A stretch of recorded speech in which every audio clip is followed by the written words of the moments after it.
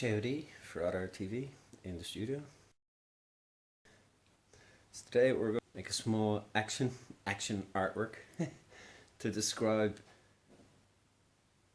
the idea of saving the earth and saving environments, right? Climate change. Yeah, change the climate of your mind. So I'm going to make the artwork here now. It's called Save the Earth.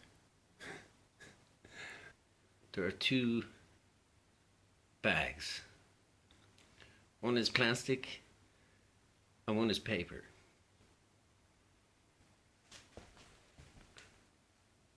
What I'm going to do is transfer the contents of the plastic bag into the paper bag. If you can see here, the plastic bag contains earth, and the paper bag is empty. So, the earth, the paper bag. We're going to save the earth. Now, this hideous plastic bag will be reprimanded for being a plastic bag in a moment.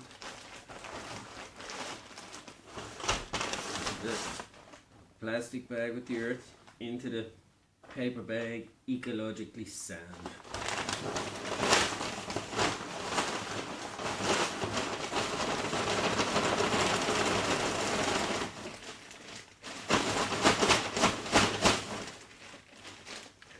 Gotten all the earth out of this. Plastic bag, you're an abomination. The plastic bag has promised me that it's doing its best to become biodegradable, but it's having difficulty. We'll deal with that later. So now we have the earth in a ecologically sound brown paper bag.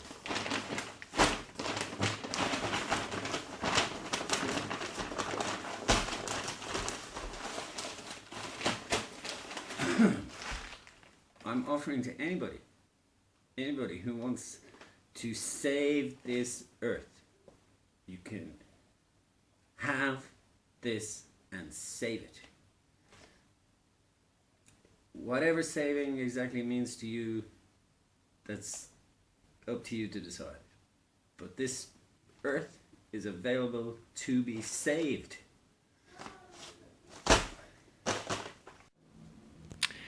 So now we've reversed the contents from its unfriendly environment to a more habitable environment. How do you save stuff? Like how do you save stuff? Normally if you say you were going to save something, what would you do with it? Like you save money. And you put money in a bank or a building society. But say a bank, you put money in a bank. So if you're going to save the earth, you're going to put it in a bank. So like if you went, this would be kind of cool actually. If you went to your local bank and you go to bank manager, you go, I want to save this earth.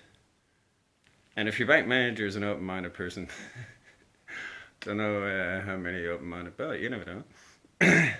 they might have a deep inner artist that's dying to be expressed. Probably they would go, well, you know, if you want to pay, you can have a savings box and you can put this earth and save it in a savings box, right? And then you will have saved the earth, this earth. Then it would be an interesting ecological action if you're prepared to pay for that earth to be saved in that location for whatever amount of time. I'm sure they'd be happy enough to leave it there for you.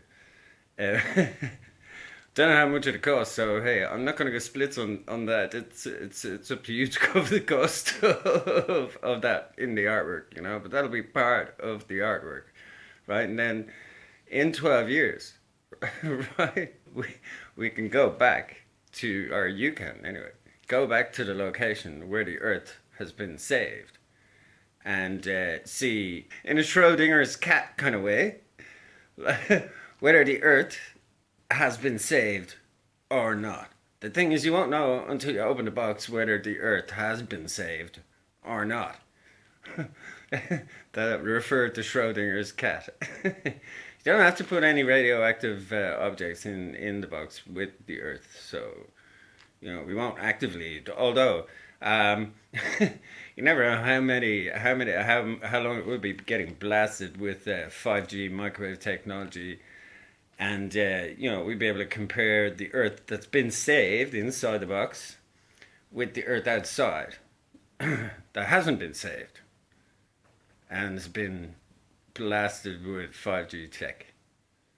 So this is my artwork proposal. It is interior conceptual artwork at the moment. So, I certainly wouldn't mind working out an idea like that with anybody who's interested in doing that. Hey, contact me. But like I said, maybe we could get some type of grant from the EU to do an experiment like that. And the whole idea of saving the Earth is kind of similar to changing the climate of your mind. If you change the climate of your mind and you change your perception, then you may see a different narrative to the whole thing, and maybe then you can like formulate something like definitely a more ethical kind of business society. Oh, I think that's a good idea. You can still make profit and make good stuff. You don't have to be, just profit driven.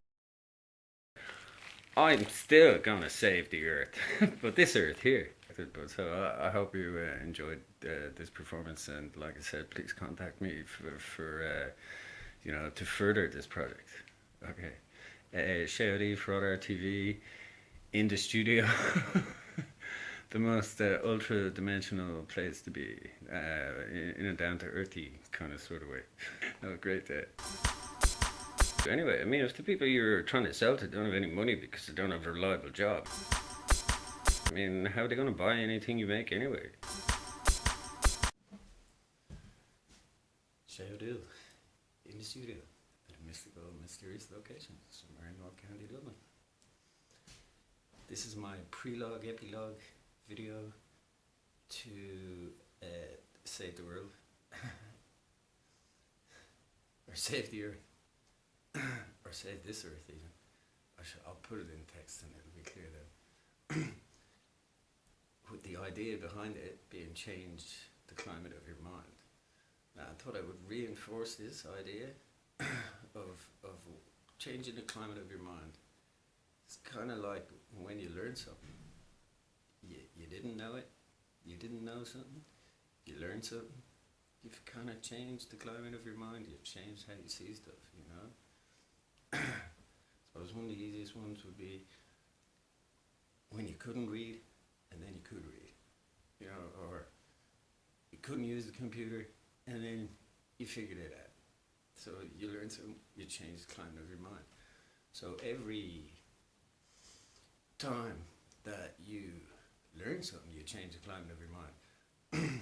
What I was kind of hoping the video would communicate. So maybe I shouldn't presume that it doesn't, but that changing the climate of your mind, your perception of things, and to become sort of more open to other possibilities. Because we probably, and people in general, including me, have a tendency to go for an easy answer that doesn't require us to think a lot of that stuff. But sometimes, or more like in the long run, overall, in terms of your personal benefit, it's always better to look for the widest number of possibilities. And then you don't have to really come up with an answer so much, but you can come to a conclusion based on a wider perception. And instead of just accepting a simple answer, which is easy, but if you don't know all the facts about something, then you can't come to a conclusion. So you got to find out, even though, even stuff that may not be factual, even stuff that is just related, but it can add to your perception of what it is that you're looking at.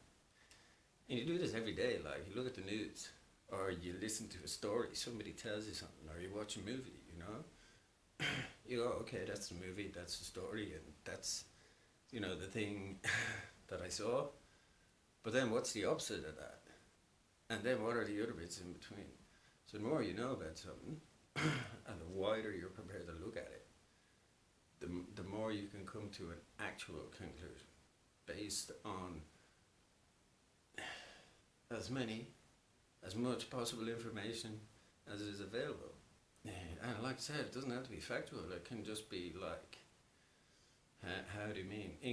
Coincidental, or even coincidentally related, or it came to you coincidentally and not in some direct fashion, So, the whole point about a human, about, say, the narrative of the environment, the environmental issue, yeah, my whole point is like it's how it's worded, and then how that maybe has a bearing on how you perceive or think about those things. You know what I mean? I know lots of what seems like bad stuff could, in a lot of ways, be basically stupid stuff. Sort of indirectly consequences of things that people have done that they haven't really thought out, and not necessarily evil. Although, yeah, I mean, I wouldn't discount evil either, but I think a lot of cases with a lot of things, and especially, say, for example, that whole narrative of the climate change thing, or that's why I was going to change the climate of your mind, because maybe there's more information out there about all this stuff that you're either not seeing or you're not looking for. And there's actually a lot of reasons beyond any human activity that the climate changes. And I'm going to use a very simple example. Behind me here, landscape. I'm going to make a video about this being quite yeah, that's another video. But it's a nice backdrop. But it kind of relates to what I'm talking about. For example, if you look at climate change, right? A change in the climate. That is vague. That is so unbelievably vague that it doesn't mean anything. It sounds like it's something serious, but actually in reality, when you go break down what does that mean, it's so vague you can interpret it in any way you want. And so, for example, here is an example of climate change. In the morning, the sun rises, and it's warm, or relatively warm. Not in Ireland today, it's not, but say you're in a warm country, it's going to get warm, right? But it'll be warmer than it was prior to the sun rising. And it's brighter. When you see the blue sky, maybe you see clouds, I don't know. But it's brighter. So it's warmer and brighter, right? That was a change from when the sun wasn't there, rising. So then later, as the sun is up in the sky, going over, and it goes down on the horizon, the sun sets. Through that whole day, the light has changed, the clouds have changed, the temperature has changed. They are all climate changes, alterations in the climate. But you go, that's a good thing because the sun rose. Because if the sun didn't rise, well, hey, we would have serious, issues to deal with. Anyway, but apart from that, say then later, if it's a full moon, like the other day it was a full moon, I think on the 10th, so maybe 2 days ago, there was a full moon. And so in after the sun has set, I mean sometimes you can see the moon when the sun is still in the sky, but on a full moon, they should be directly opposite each other. So the sun will be here and the moon will be there, or like one here and one there, opposite each other. The sun light is hitting off the moon, and we see it because of the angle the Earth is to the moon. But it's dark.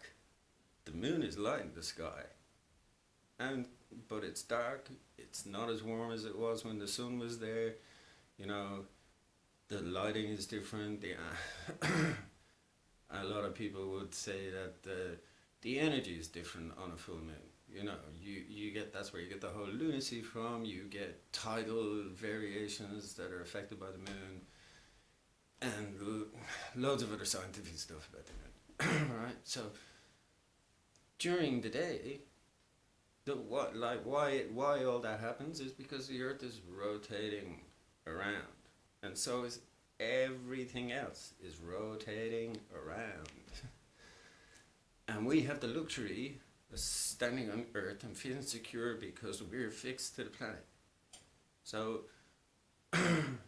we are protected from all of the energy that's going on around the Earth, in the universe, in the solar system, etc., with the planets moving around.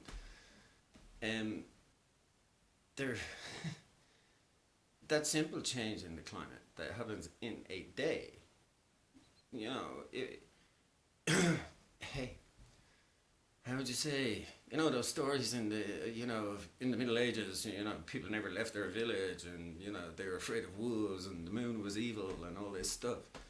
You know, that's a perception, right? And so now we go, well, hey, we've been to the moon, and even though the moon is still a mystical object, you know, we've been there, and, you know, we know that the moon, it has an effect on the human experience, and so possibly other objects in the sky have an effect that the sun does. It makes things grow, warms up the Earth, light reflects off the moon, lights up the Earth, you know.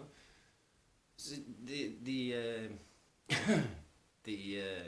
environmental issue is really, on one hand, it's a lack of faith in the Earth and the great, you know, energy of the universe that they haven't got it all sussed. The fact that that humanity thinks that somehow we could save the Earth, you know, stop climate change.